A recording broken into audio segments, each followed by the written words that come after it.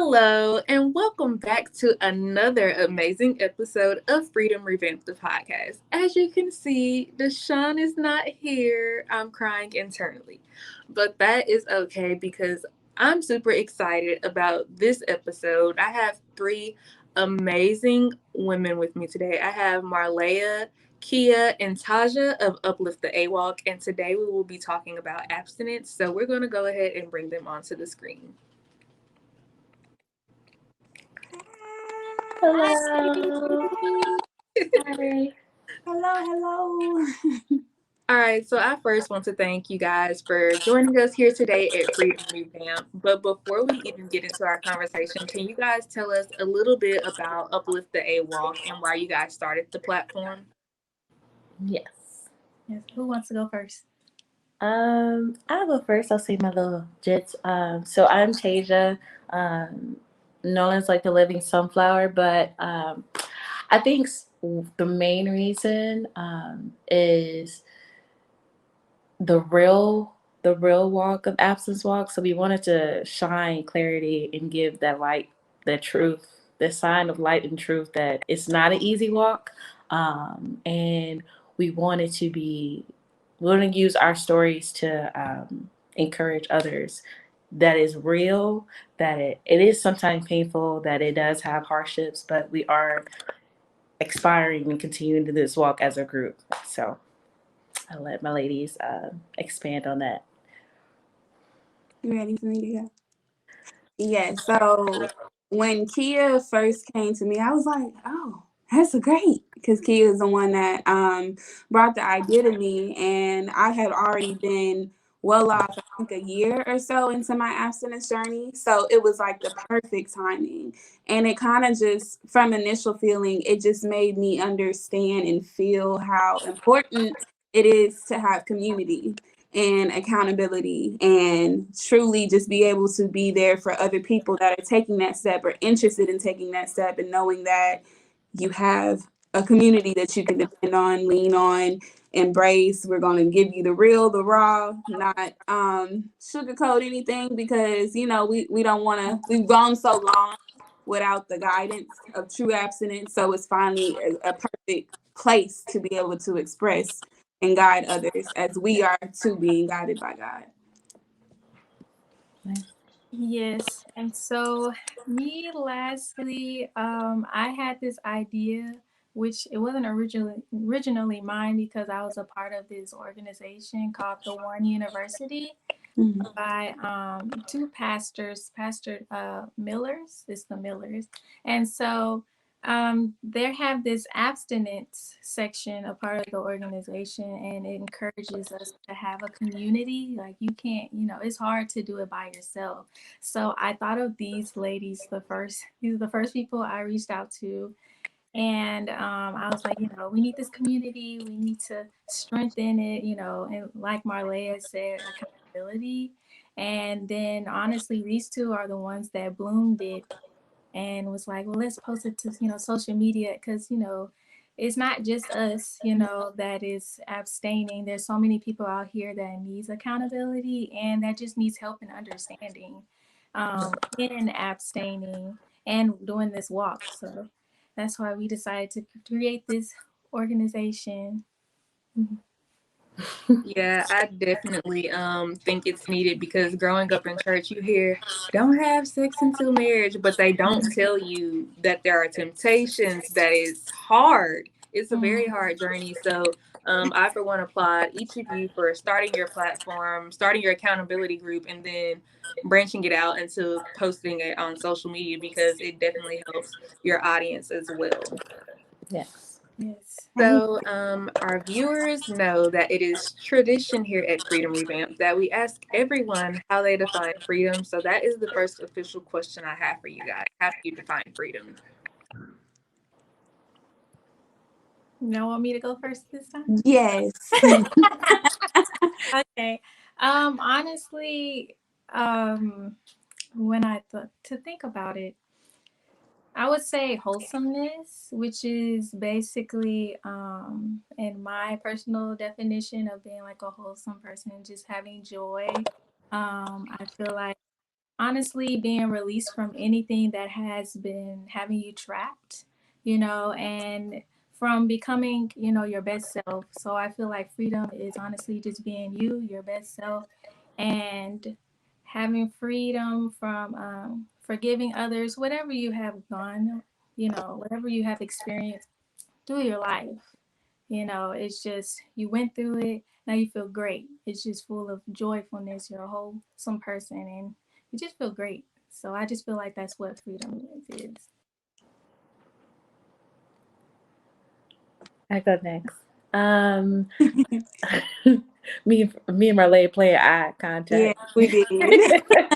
um, so I define freedom as security, security in yourself.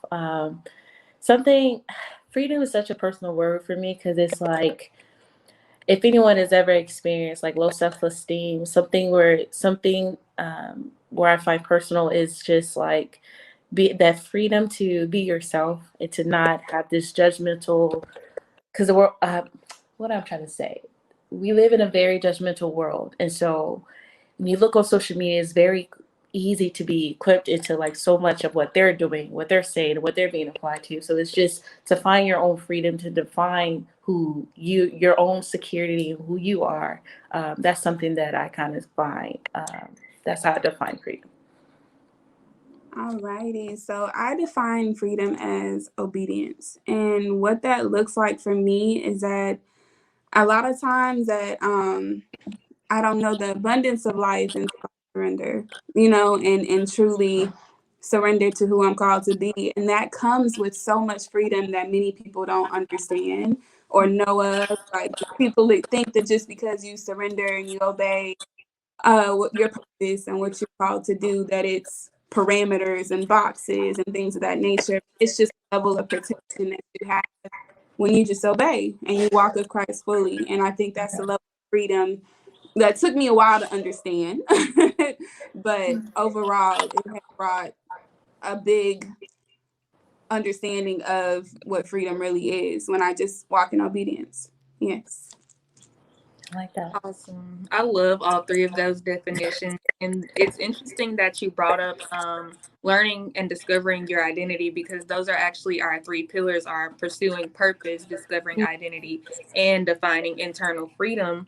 And this next question is sort of based on that idea that we have to practice freedom, because growing up, we're always taught who we're supposed to be, what we're supposed to do, either from our family members, our friends, our society in general. So in order to travel the journey of freedom, because we say that it's not really a destination, it's something we constantly have to work towards, we almost have to practice it in the sense that, okay, now I have unlearned what other people define me as how do I constantly reassure myself in who God says I am? So how do you practice freedom? And that can be through journaling, it can be through yoga, meditation, studying the word, different things like that. Practicing freedom, honestly, by giving yourself grace, and reading the Bible. I feel like because that can help you with guidance on how to continuously to improve your freedom or to become free with yourself. Honestly, let's see, being grateful. I feel like having constant reminders and being grateful, thanking God for how far I've come. I feel like that's always like something that really helps me and become happy. Like, dang, like I've made it this far to become who I am, to be, free as who I am. And lastly is community. Like I feel like having that community around you to encourage you to still continuously to pursue freedom and really to share, those experiences with each other. So that's mine. Okay. I'll go. I think practice and freedom can be defined by me would be counseling. I think that it's very healthy to conversate and to go through past trauma or past events and to define and find your freedom through those situations and go through the levels of forgiveness and to be a better form of yourself. I think that will be like my top one of practicing freedom, so I can free myself from any guilt I may have had, any pain I may have had. I think that is a huge one because I feel like a lot of things for my pertaining to my past has really sparked my growth.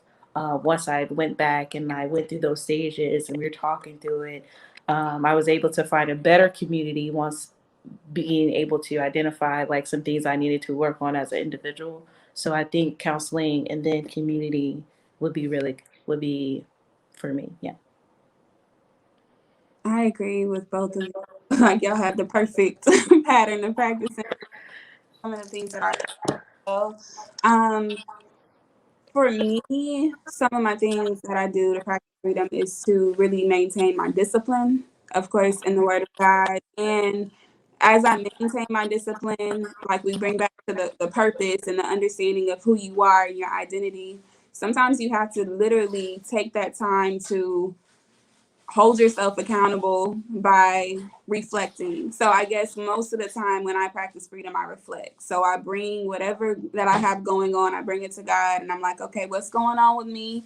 Am I doing what I need to do? Am I off? Am I far from you? Different things of that nature. And so I journal a lot. And based upon my journaling, I can determine, where I'm at in my walk. So of course, community is a big thing because when it comes to identity, those around you that you share who you are to those people. And so when you are outside of who you are, they can hold you accountable, be like, you're not like that. So what's going on? Let me bring you back. Let me pull you back together so you can continue to be free in who you are and not the influences of other people. So I think just discipline overall, accountability overall, community, and the biggest thing for me practicing freedom is reflection. So yeah. Those are good. And I've honestly never thought about community as a form of practicing freedom. But now that all three of you have mentioned it, it does play a huge part in my freedom journey because as I've grown into the person I am today, there are still like temptations to fall back into the person I used to be. But my community is surrounding me and saying, no, you're no longer that person. Let's continue to move forward. So I feel like that is very important. And I'm kind of upset that I never thought about that. Well, we brought it to you, so that's good. Yes, y'all are on here for a reason. Yes, no, you're fine. Yeah. So we're going to go ahead and get into the topic today, which is abstinence. And I want to ask, you guys all don't have to answer this because it's actually one definition, but what exactly is abstinence? Because there might be viewers out there who don't know what it is. Overall, it's just practicing or refraining from sex and you're waiting until marriage.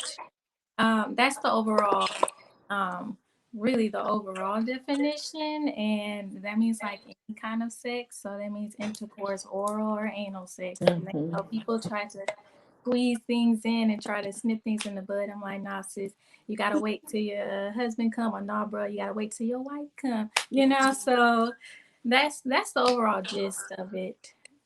Yeah. Definitely. And I think a key point is that a lot of people use abstinence with celibacy and two different things. And so we made sure that on our social media, we do have a post about the difference between the two due to the fact that a lot of people, you don't want to speak that into your life because celibacy is that you don't want to get married. You don't want to sex. You just don't want to do anything. Sometimes celibacy is for when people are practicing that for purposes, like people that don't ever want to get married. But abstinence of waiting until marriage and abstaining from all forms of sex. So that's the big thing. So for the viewers out there, go check out that definition to decipher the two so you know which walk you're actually walking. Awesome. That was going to be my next question, so I don't even have to ask it anymore. Thank you for sliding that. Come on, Marlea. Yes, you better preach. But so I didn't have this question planned, but I just thought about it. Why do you think it is important to God that we remain abstinent? Oh, that's deep. Oh, that's deep. Tasia? So God gives us many reasons. I feel like there's multiple reasons why He does tell us to wait to have sex. For one, what people I don't think realize, and I had to have an understanding of myself Mhm. as well, is that sex is a form of worship. Honestly, the things that we're supposed to do in our lives, period, is supposed to worship God and Jesus Christ. Marriage is it is about, you know, spending time with your partner, but at the same time, it's the main purpose is to help increase worship and spread the word of God. Yes. But so yeah, I feel like the main thing, sex is worship. So if you're not worshiping God, you got to ask yourself, who are you really worshiping when it comes to that? And as well as what Tasia said, you know, sex, it's just important. It can mess around with your mind. You know, it is not just the physical, it's the spiritual, it is the mental, and it can deter your thoughts if you're, you know, having sex outside of marriage and for the wrong reasons.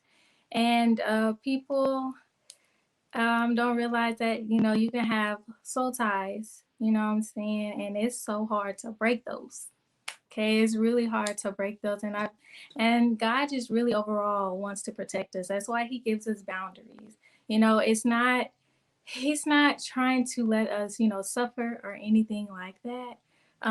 He gives us boundaries for protection and because He loves us. I feel like that's like the main gist. And sex is within a boundary, which is was supposed to be for marriage. That's my response.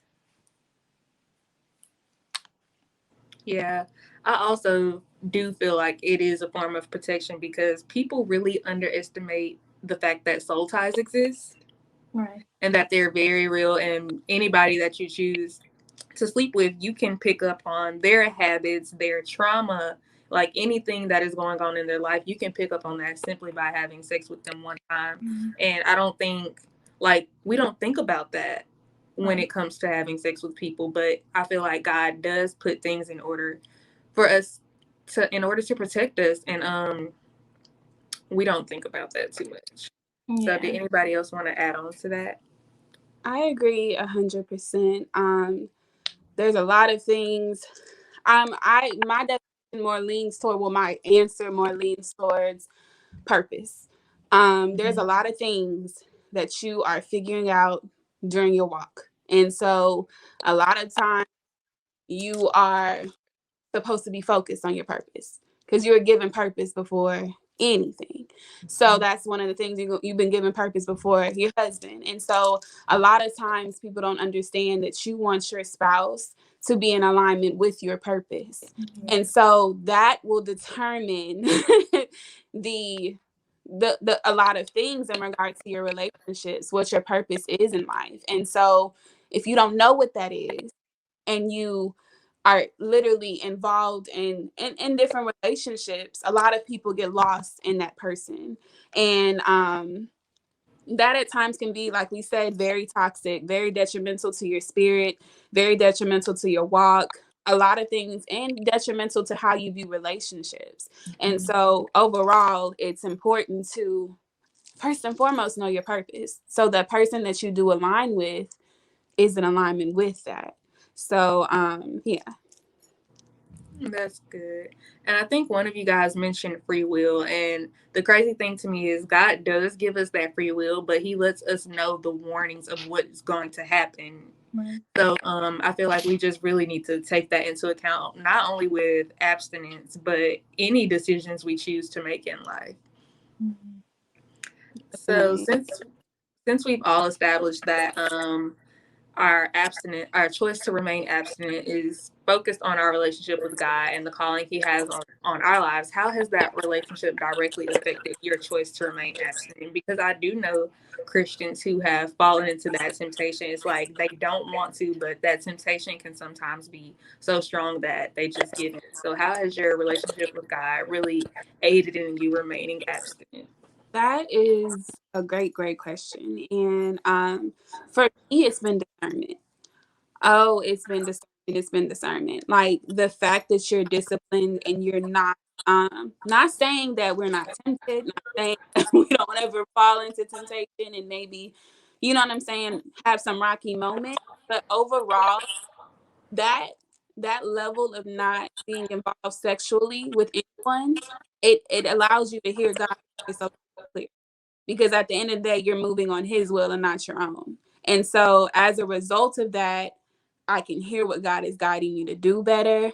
I don't have much more confusion because I seek him above all else. I'll be like, God, this person trying it, Lord, what I need to do? Because my flesh say do this, but I know you tell me to do that. But for the sake of the matter that I established that discipline, I know who to go to first. And I get to tell my flesh no and tell God yes. So that literally has aided my walk with him overall.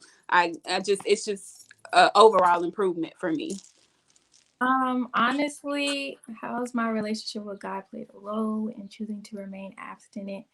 I just want to shout out Transformation Church because honestly, that whole relationship goals, I saw that a few years ago. I was, I think, a senior in college, and that's when I honestly had the full meaning and understanding of sex. Because the thing is, you know, in church, I've been going to church all my life, and they didn't talk about sex, you know, much, or if they did, it was like just because God said so. And so it's not enough. And once you find out things, well, more so once you find out God and Jesus for yourself, you want to read the Bible more. You want to be involved and listen to sermons, which was when I was really starting to build my relationship with God and Christ. So I looked up relationship goals, and that was actually when I had the full meaning and understanding of what sex was and how important it was to wait until marriage, and of course how detrimental it can be as well when you do have premarital sex. Mm-hmm. And it was that. So listening to sermons, and then as I said, the one university, they went more in depth with how and to encourage how to be abstinent, and talked about soul ties and community. Honestly, that was like those main three things really, and reading the Bible, that was the thing. So you really, in order to really have that strength, you really need understanding. Yeah. Like people don't understand, a lot of people don't know what sex is. You learn it from society, you know what I'm saying? And the thing is, once you gain that relationship with God in Christ, you would want to do his will. You would want to actually be encouraged and be excited to read the Bible. So all of that is really just strengthening. Once you strengthen your relationship with God by having community, by reading the Bible and listening to sermons and just having an understanding from his point of view instead of the society's point of view, that will actually lead you to do right and to remain abstinent. So it's really just overall understanding sex and the reason why to wait as well. Definitely. I agree with you all. I think that you all have really great points.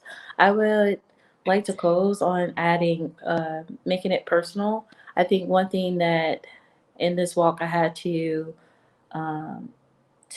adjust my mindset on isn't that the mind of like being being perfect and trying my hardest and not, it was almost like when temptation came, I had to be like, oh, I'll do these self-talks, but these self-talks didn't mean anything. I would have to do those self-talks and do directly pray, or it wasn't up to me to be like, oh, I got this. It's up, or it wasn't up to me to give myself a motivational conversation or talk, a pep talk. It was really in strengthening the conversation with God and be like, okay, this is where I'm falling short. This is where I'm lacking in my discipline. It's just the honesty and that personal relationship with God that really strengthened for my choice to remain absent. So yeah, Kia mentioned how sex isn't really talked about in church unless it's don't do it until you're married, and I sort of call those hush topics because it's like they tell you one thing about it and that's don't do it, but they don't tell you anything else. And I honestly feel like that's where the church has, our churches in general has sort of failed us, because it's like, wouldn't you rather learn about it in a godly way so that we can understand it better? And they're just like, no, we don't need to talk about it. Don't do it until you're married. But to answer this question myself, I think one of the main reasons I chose abstinence is because there was a point in my life where I felt like unworthy of mere human love. So I felt unworthy of my mom's love, my sister's love, my cousin's love.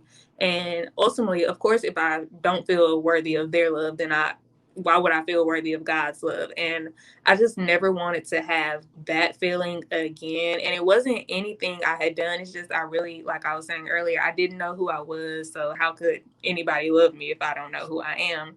And so I just never wanted to get to that feeling again. And of course, God forgives us, like no matter what sin we do, he'll forgive us. But I just never wanted to feel that internally. And then when I really started to dive deeper into his word and listening to my pastor and just a relationship with God in general, it really just, like Marlea was saying, it really just gave me more clarity. When you're not taking in all the things of the world, then you can honestly hear God's voice so much clearly. And once I started like just doing the things he told me to do and not doing the things he told me to stay away from, then it was like my path to purpose became so much clearer. So I feel like it was just a decision that was needed for me. So with that being said, we've all mentioned temptations. So I want to ask you all, how has this specific journey been hard for each of you? Because we've said it's been hard, but how specifically has it been hard for you? Woo. This is a good question. It's letting go of a lot of things that could tempt you. Because a lot of the things that really will tempt us is what we delve into daily. Like you're on Twitter daily, or you're on Instagram daily, or you're listening to your favorite playlist daily. And a lot of us don't understand that. For me, it's music. Oh my gosh, I love music so much. But there's a big stronghold on music and secular music as a whole, and it really opens the doors up for you to be tempted. Like if you listen to a certain song and you like, good and darn well, you're not supposed to be listening to this. You're not supposed to partake into any of these things.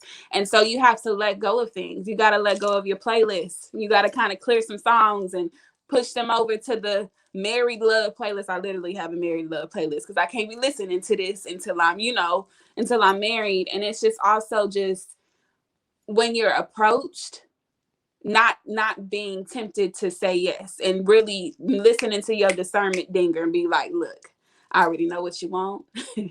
Even though you're handsome, you might have approached me correctly, and but on the further side, I know what your intent is, so I'm gonna leave you alone now.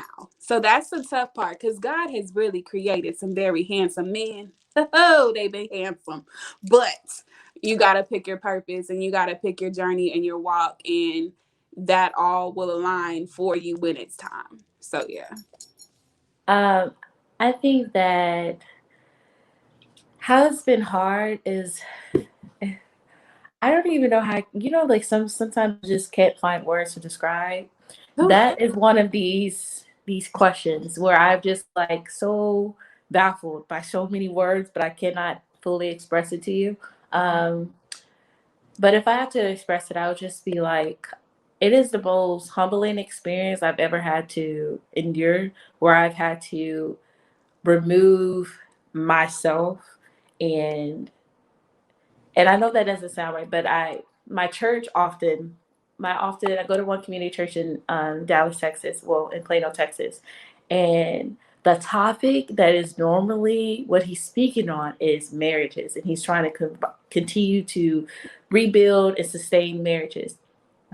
And that is such a topic. I'm like, why are you always talking about marriage? When are we gonna have a conversation about the single people? When are we gonna talk about this? And then sometimes I have to tell my spirit that this might not be the time for that. I might need to listen to this And it's time to like be able to remove myself, because marriages, when I listen to the definition, when I hear what the pastor is preaching about, he says it's not about you. So our sexual needs sometimes isn't going to be about us. It's just the marriage is dying to yourself. So this is a learning lesson. Why I'm being absent is dying to myself.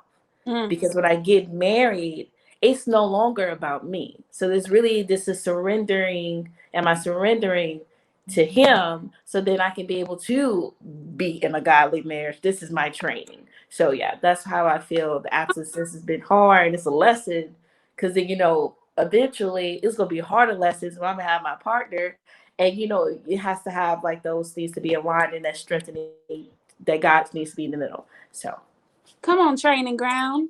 yeah, Come on.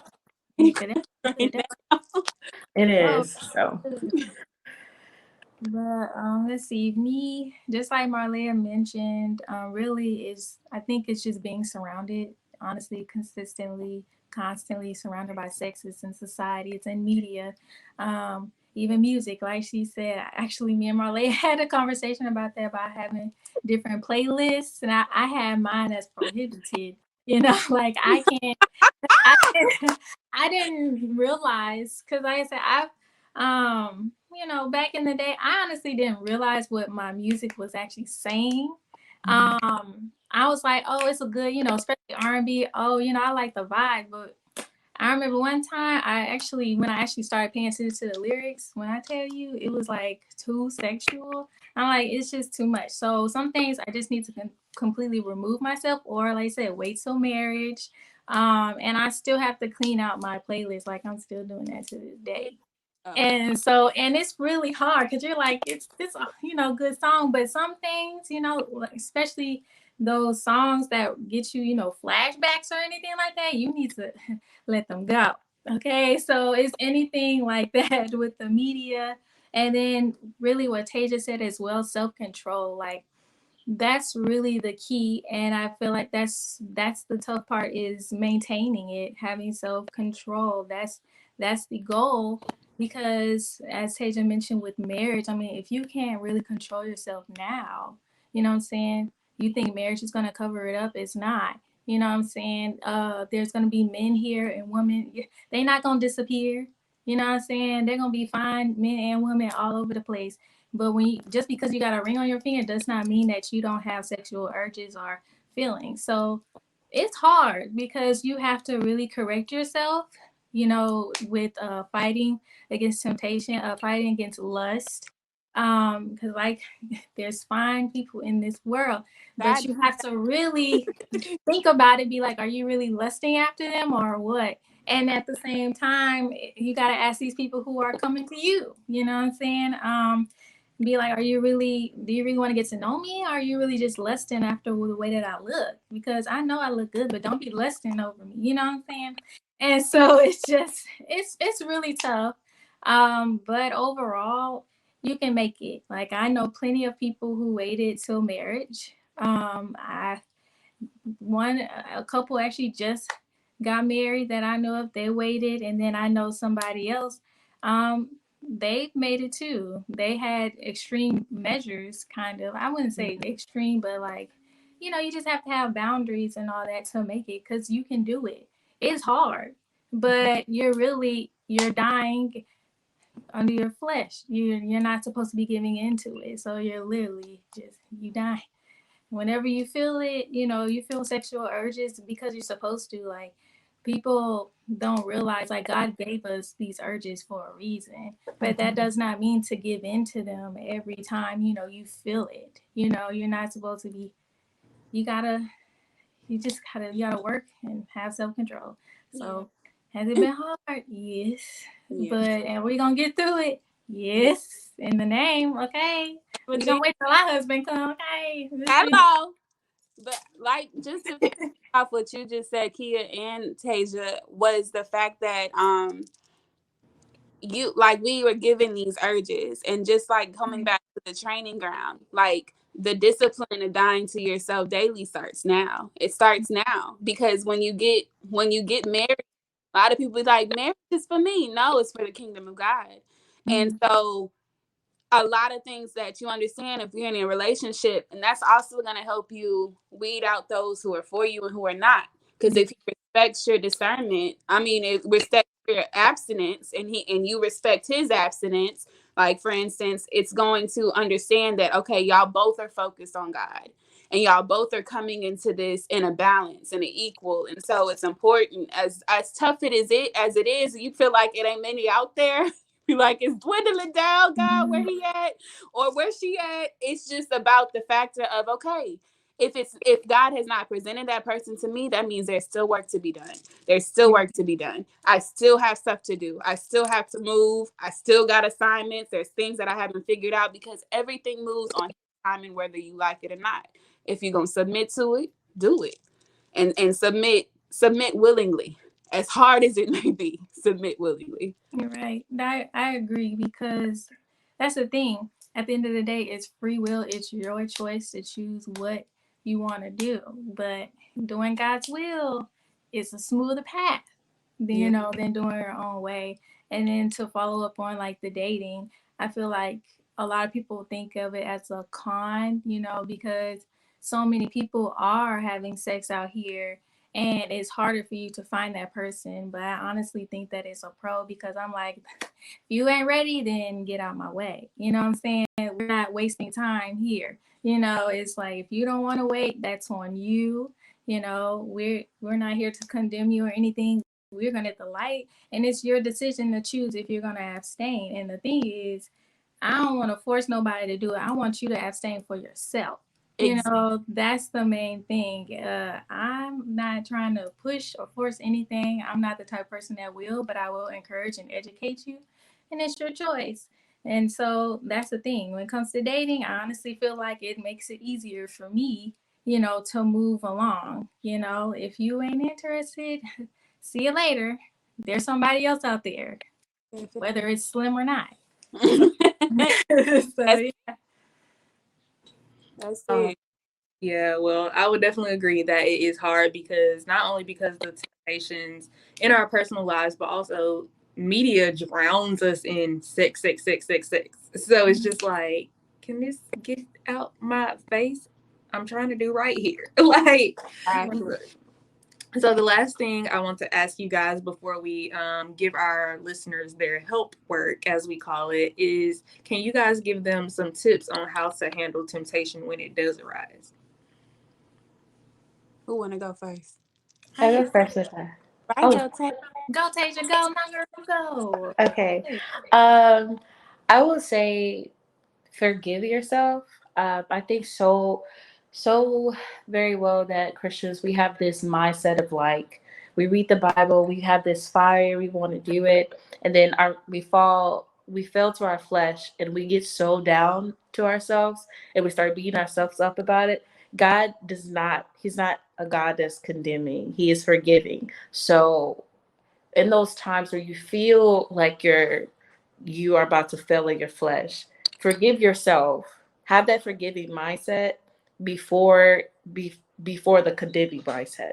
And I'm not encouraging you to fail. I'm just encouraging you to treat yourself with kindness. I think that something I've felt short in is when I have these particular feelings, I'm like, oh, I'm beating myself about it, because like, why am I thinking this way? But you're in this sinful world. You have these sinful needs, and it's just the power of just praying and just trying your very best to not go towards it.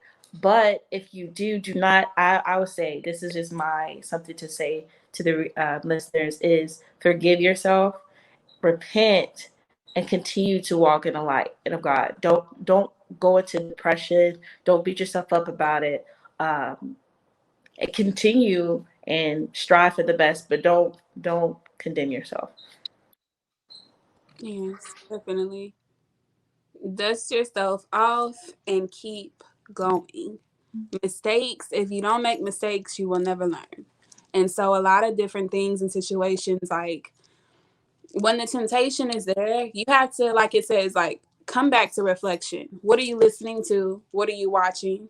What are you feeding that will literally guide you to be there? Like, nobody else in this world is supposed to know you better than you know yourself. God knows you, but he's trying to get you to know yourself and who he called you to be, not what the world created, not what the world influenced you to be. So it's literally the best way to handle temptation in my eyes is unlearning some of the behaviors that you once had. Like the things that you used to do, the things that you used to delve in. You have to reflect on those things so you can be like, okay, this is what I did. Okay, God, these are the things. And sometimes we've operated so much in this way that we're like, I don't even know what's wrong. I'm thinking I'm okay. I'm cool. So you also have to ask God to reveal that to you. Also, handling temptation, another thing is sometimes you have some people that you were friends with or once friends with that don't respect your abstinence journey. So you also have to pay attention to those people and be like, look, God, if I'm supposed to, distance myself from them, then that's what I need to do. Because, like, for instance, if you got those friend groups and they may constantly be talking about sex or constantly be talking about different things of certain situations, that may tempt you to fall back into bad habits. So you also have to really reflect on yourself and reflect on those around you. Make sure that you're in a good space. And just like Tay just said, if you do fall, do not stay there. The only time you need to be down is to pray, and that will lift you right back up. You'll be on your knees. You might be crying. You might be on your face. All you have to do is surrender to God, and he hears the urges and the moans. So even if you cannot find the words to say, allow your heart to tell him everything that you want to say. You know what I'm saying? And he will guide you, and he will give you everything you need to keep coming, because the temptation is not going anywhere. It's not ever going to go anywhere. So you have to master the art of being disciplined and just progressing. Just like Transformation Church says, progression, not perfection. Because this is not a perfect journey, but it's a necessary journey. So, yeah. Okay. So for me, I have two scriptures that come to my mind. The first one is 1 Corinthians 6:18, and it says, "Flee from sexual immorality." And I feel like overall is sexual immorality or temptation, right? The Bible tell you to run. That's how you know how hard it is.